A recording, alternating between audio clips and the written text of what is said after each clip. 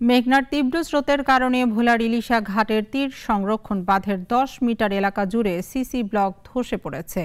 এতে বেশ কয়েকটি দোকান ক্ষতিগ্রস্ত ও একটি লঞ্চ ঘাট ঝুঁকিপূর্ণ অবস্থায় রয়েছে। এছাড়াও বেশ কয়েকটি জায়গায় ফাটলও দেখা দিয়েছে। শহর রক্ষা বাঁধের এমন দশায় শঙ্কিত 2 ইউনিয়নের মানুষ। মলেদের তথ্যচিত্রে দেখুন ডেস্ক রিপোর্ট। নদী ও সাগর বেষ্টিত একমাত্র দ্বীপ জেলা ভোলা। সিসি ব্লক বাঁধ নির্মাণের আগে মেঘনা নদীর তীব্র স্রোতে ঘরবাড়ি হারিয়ে নিঃস্ব হয়েছে বহু মানুষ। এমনকি ভোলা সদর উপজেলার বেশ কয়েকটি ইউনিয়ন মেঘনার গর্ভে বিলীন হয়ে যাওয়ার অবস্থা সৃষ্টি হয়। এমন পরিস্থিতিতে 2016 সালে শহর রক্ষা বাঁধ নির্মাণ প্রকল্পের কাজ শুরু হয়ে শেষ হয় 2021 সালে। গত বছরের সেপ্টেম্বরের শুরুতে হঠাৎ ইলিশা ঘাটের 2টি স্থানে শুরু হয় ব্লক ধস। এতে ধসে পড়ে 200 মিটার সিসি ব্লক।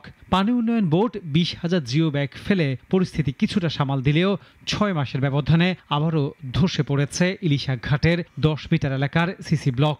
নিচের মাটি সরে গেছে, এমন ব্লক এই অবস্থা এখন সামাল না দিলে সামনে বর্ষায় মেঘনা নদীর তীব্র স্রোতে বিলীন হয়ে যেতে পারে 4টি লঞ্চ ঘাট, 2টি ফেরি ঘাট, শত শত ব্যবসা প্রতিষ্ঠান সহ 2 ইউনিয়নের মানুষের ঘরবাড়ি। যে বর্ষাকাল আয়া পড়তেছে তাতে লঞ্চ ঘাট, দোকানপাট, এই মাছঘাট এগুলো সম্পূর্ণ ঝুঁকির মুখোমুখি।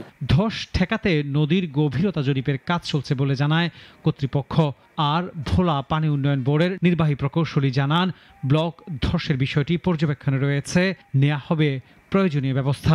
নদীর মরফোলজি এবং ডেপথ সহ অন্যান্য বিষয়গুলো আমরা অবজারভেশনে রেখেছি এবং ঊর্ধ্বতন কর্তৃপক্ষের সাথে সার্বক্ষণিক যোগাযোগ রয়েছে। 330 কোটি টাকা ব্যয়ে ভোলা সদর উপজেলার এই শহর রক্ষা বাঁধ নির্মাণ প্রকল্পটি বাস্তবায়ন করা হয়। ডেস্ক রিপোর্ট, নাগরিক। একমাত্র ওয়ালটন এসি দিচ্ছে 1 বছরের রিপ্লেসমেন্ট গ্যারান্টি।